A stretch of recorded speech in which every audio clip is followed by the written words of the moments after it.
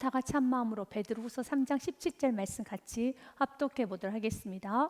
그러므로 사랑하는 자들아 너희가 이것을 미리 알았은즉 무업한 자들의 미혹에 이끌려 너희가 굳센 데서 떨어질까 삼가라. 아멘. 사랑하는 여러분, 우리가 세상을 살다 보면 서로에게 자신의 감정을 표현하기도 하며 상대방이 나를 공감해 줄 때, 또 나 또한도 상대방을 공감해 줄 때 정말 우리는 아름다운 관계를 맺어가게 되어 있습니다.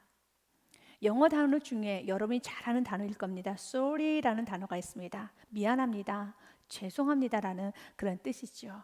그 Sorry라는 미안합니다의 그 뜻의 어원에 보면은 Soul이라는 아픔, 상처라는 그 뜻을 갖고 있습니다. 그래서 이 미안합니다라는 이 Sorry라는 그 뜻을 정확히 본다면요, 널 아프게 해서 나도 아파라는 뜻을 갖고 있습니다. 우리가 누군가에게 미안합니다라고 말을 전했을 때는 나의 잘못으로 인해서 내가 당신에게 상처를 줘서 아픔을 줘서 너무 미안합니다. 그런데 당신이 이렇게 아파하는 모습을 보니 내가 더 아픕니다 라고 하는 그런 의미가 바로 sorry, 미안합니다 입니다. 우리가 가정 안에서는 이런 미안합니다는 단어를 많이 쓰게 되죠. 부부 사이에, 또 부모가 자녀에게, 또 자녀가 부모에게 미안합니다 합니다. 내가 잘못했습니다. 나로 인해서 당신이 참 많이 아팠지요. 그런데 진정한 미안함은 나로 인해서 당신이 참 아팠는데 당신이 아파하고 있는 그 모습을 보니 내가 너무 아픕니다 라는 그 말이 진정한 사과라고 할 수가 있습니다. 분명히 내가 잘못했기 때문에 미안하다고 말을 하지만 이렇게 진심 어린 사과를 하게 되면은 그 미안함은 온데간데 없고 상처도 없어지고 더 깊은 사랑의 관계만 남아지는 것입니다. 하나님 우리에게 말합니다. 서로 영혼을 사랑하기 원합니다. 그리고 그 사랑은 언젠가는 전달이 되는 것입니다. 오늘 베드로 사도가 성도님들에게 이렇게 말합니다. 나의 사랑하는 자들아, dear friends, 나의 사랑하는 자들아 라고 시작을 합니다. 왜냐하면 지금 베드로 사도는 책망을 해야 되는 그런 시점이었습니다. 공고를 하고 책망을 하고 그리고 지적을 해야 되는 것입니다. 그 당시 상황은 굉장히 좋지가 않았어요. 교회 안에 거짓 교사들이 들어와서 두 가지 정도로 유혹을 합니다. 참 많은 유혹을 했지만 그 중에 대표적으로 두 가지를 보면 첫 번째로 이제 구원 받았으니 이제 마음껏 살아라. 하나님이 주신 구원의 은혜를, 자유를 방종으로 일삼도록 미혹을 하였습니다. 그리고 또한 두 번째로는 지금까지 이렇게 예수님이 다시 오실 예수님을 기다렸는데 이거 봐, 오지 않았잖아. 이제 더 이상 기다리지 말고 언젠가는 알아서 오시겠지. 더 이상 기다리지 말고 너의 인생이 얼마 남지 않았어. 너의 인생을 엔조이해라, 즐겨라 라고 하면서 거룩한 신부의 삶, 믿음의 길, 좁은 길 가는 그 삶을 살지 말라고 미혹하였습니다. 그리고 오히려 이렇게 조롱까지 합니다. Where is this? 야, 어디 있느냐? 재림하신다고 하셨는데 이렇게 수많은 시간이 흘렀는데 예수님 어디 계셔? 예수님 재림하지 않으셨잖아 라고 하면서 결국은 예수님의 재림까지도 부인하였습니다. 사단이 우리를 미혹하는 방법은 참으로 다양합니다. 그래서 요한 1서 말씀에 보면 4장 1절에 사랑하는 자들아 너희가 영을 다 믿지 말고 오직 영들이 하나님께 속하였나 분별하라. 많은 거짓 선지자가 세상에서 나왔습니다 라고 말합니다. 분별할 수 있어야 돼요. 다 믿어서는 안 되는 것입니다. 그래서 오늘 성경 우리에게 말하는 겁니다. 이제는 예수 그리스도를 아는 지식에서 자라가라. 말씀을 아는 지식에서 자라가라. 내가 구원 받았다고, 또 예수님이 나를 위해서 십자가에 죽으셨고 그분의 보혈의 피로 내가 씻음을 받았다는 그것만 알아서는 안 되는 것입니다. 그것을 알았다면 이제 그 예수님이 어떤 분이시며 그 예수님께서 어떻게 우리 삶을 관여하시고 그 예수께서 원하신 삶이 어떤 삶이며 또한 내가 구원받은 자녀인 내가 이 땅에서 어떻게 살기를 원하는가를 말씀을 통해서 아셔야 되는 것입니다. 사단은 여러 가지 방법으로 온다는 것입니다. 고린도 후서 11장 14절과 15절 말씀에도 이렇게 되어 있어요. 이것은 이상한 일이 아니라 사탄도 자기를 광명의 천사로 가장하나니 천사를 보는 순간에 우리는 무조건 믿지요. 네, 사탄은 이렇게 천사라도 가장을 합니다.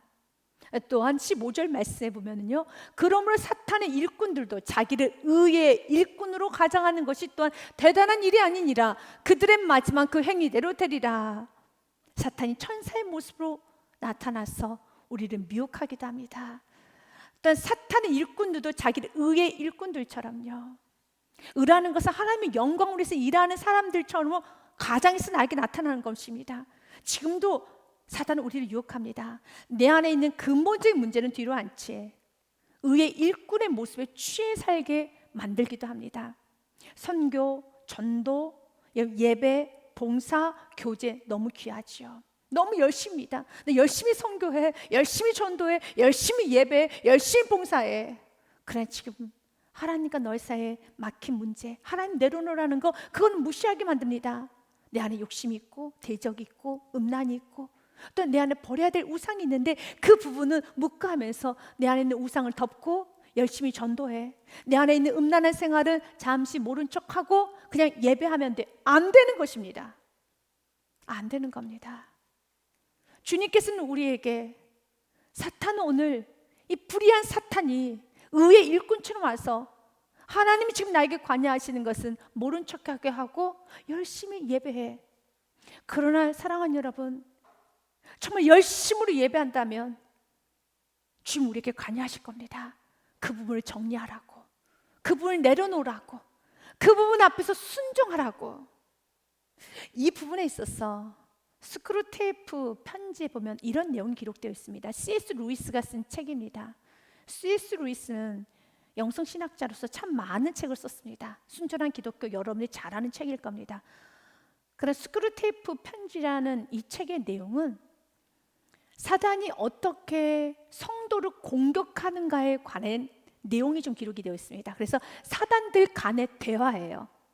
사단들이 서로 대화를 하면서 이렇게 성도는 공격하는 거야. 선배 사단이 이제 어떻게 성도를 공격할 것인가 후배 사단에게 가르쳐주는 그런 내용인 것입니다. 그래서 여기에 나오는 환자는 성도를 지칭하는 것이고요, 그리고 또한 여기에 나오는 짐승도 성도를 지칭하는 겁니다. 사단이 어떻게 성도를 공격하는지 한번 이 책을 통해서 좀 들여다보기 원합니다. 사단의 말입니다. 선배 사단이 후배 사단에게 하는 말입니다. 가장 중요한 건 환자, 성도예요. 성도가 어떤 것도 행동으로 옮기지 못하게 막는 일이다. 회개에 대해 아무리 생각을 많이 하여도 행동으로 옮기지 않는 한 전혀 문제가 될 게 없어. 그 하찮은 짐승, 성도를 지칭하는 겁니다. 그 하찮은 짐승이 자기 머릿속에서만 뒹굴게 하거나 여하튼 행동으로 옮기는 것만 아니라면 무슨 짓이라도 하게 두거라. 상상과 감정이 아무리 경건해도 의지와 연결되지 않는 한 해로울 게 없다.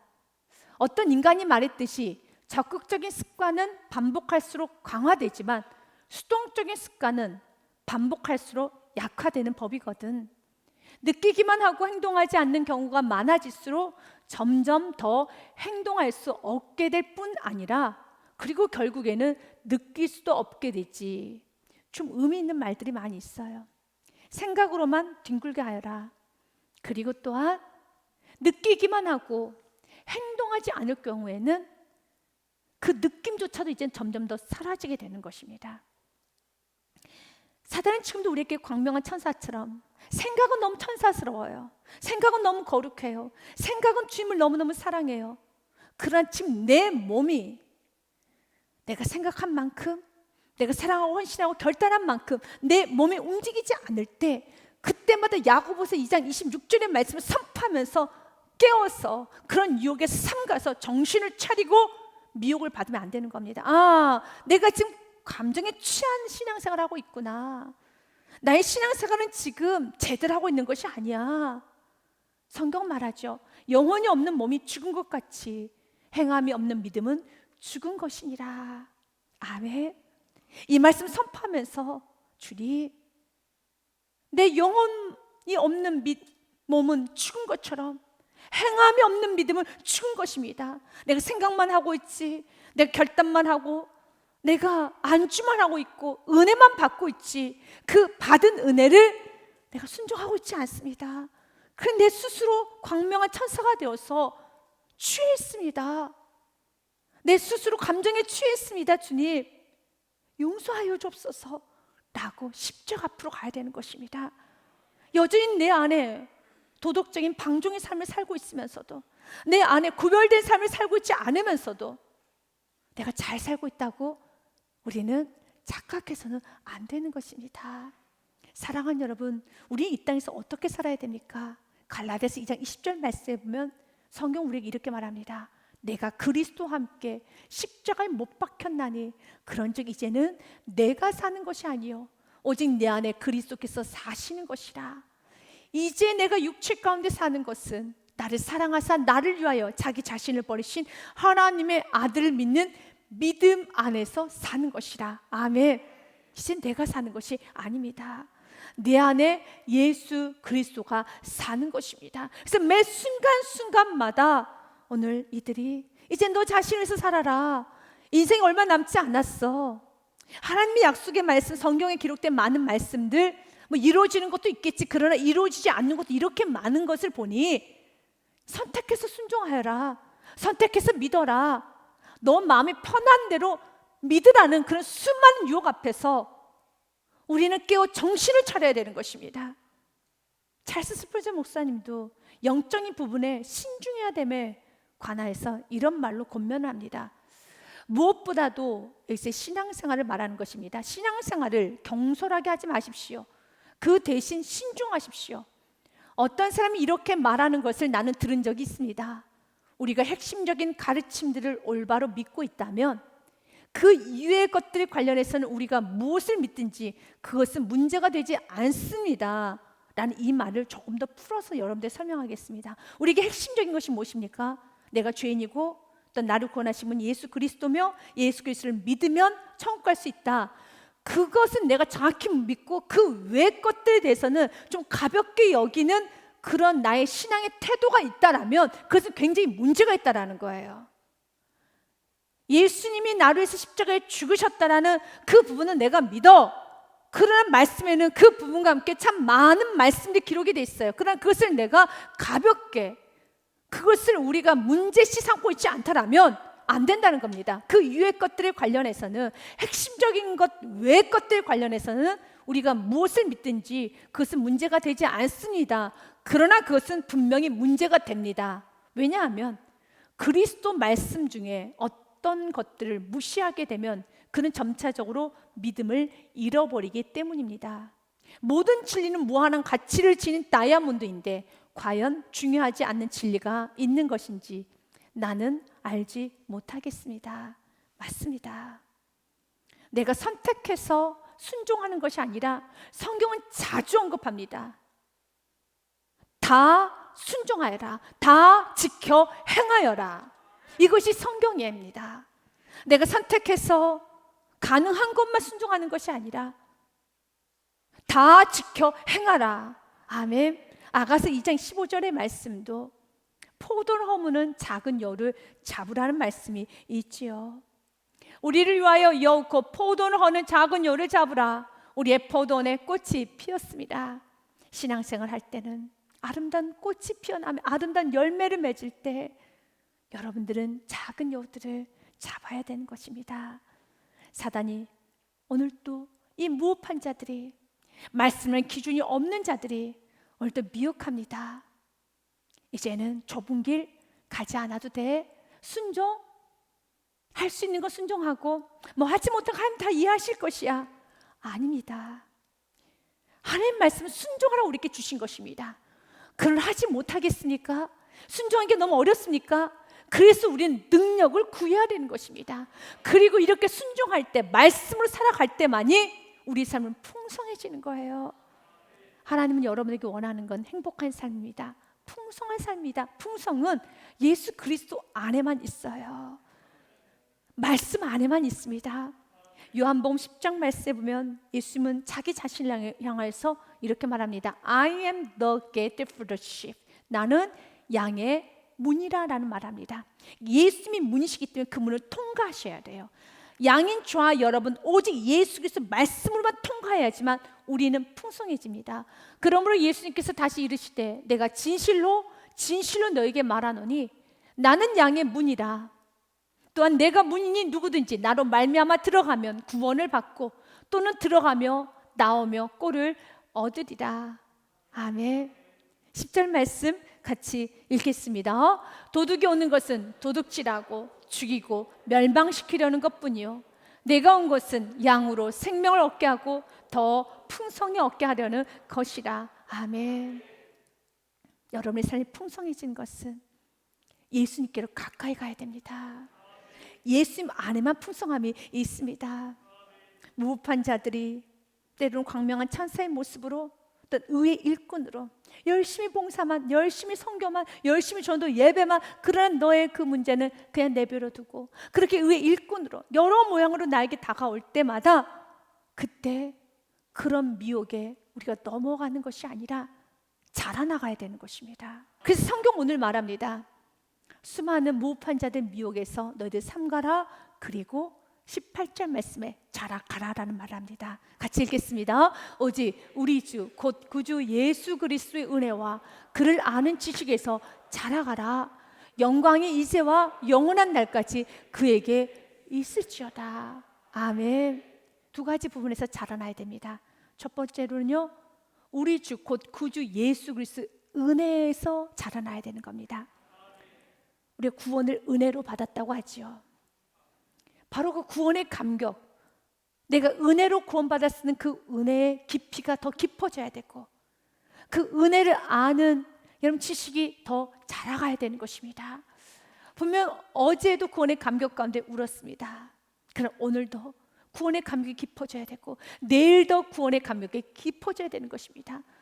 분명 내가 죄인이었고 나를 구원하신 예수 그리스도 정말 이건 한량없는 은혜였습니다. 고백했던 구원의 감격이 오늘보다 내일 더 깊어지고 내일보다 우리의 훗날이 더 깊어져서 오직 은혜로 구원받았습니다. 구원의 감격이 넘쳐날 때 이런 모든 사단의 공격에서 우리는 막아낼 수 있는 영적 면역력이 생기는 것이에요. 겸손한 자는 사단이 침투하지 못합니다.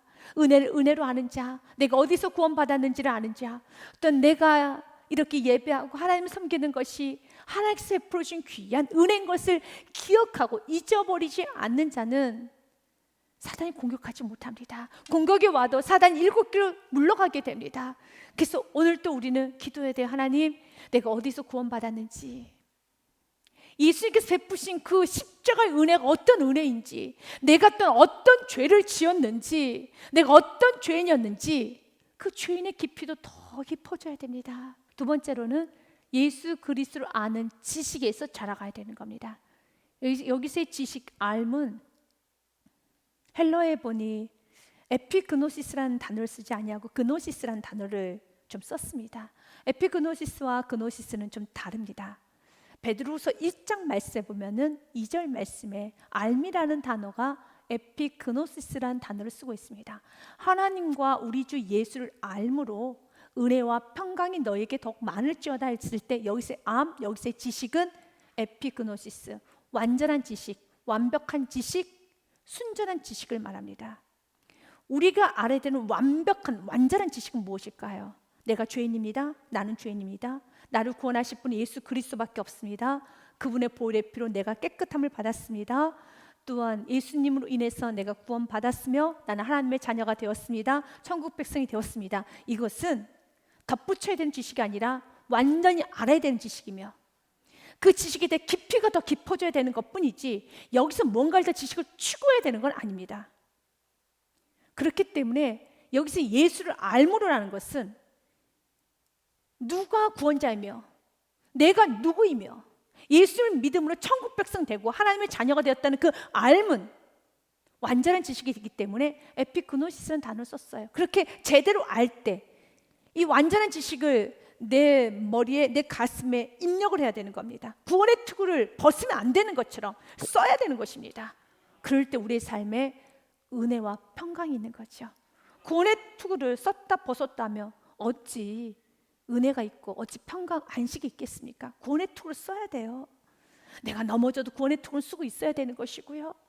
여러분, 내가 무너져 있어도 구원의 통을 꼭 쓰셔서 그래도 나는 하나님의 자녀다, 하나님 날 지켜주셔, 하나님이 나를 보호하여 주셔.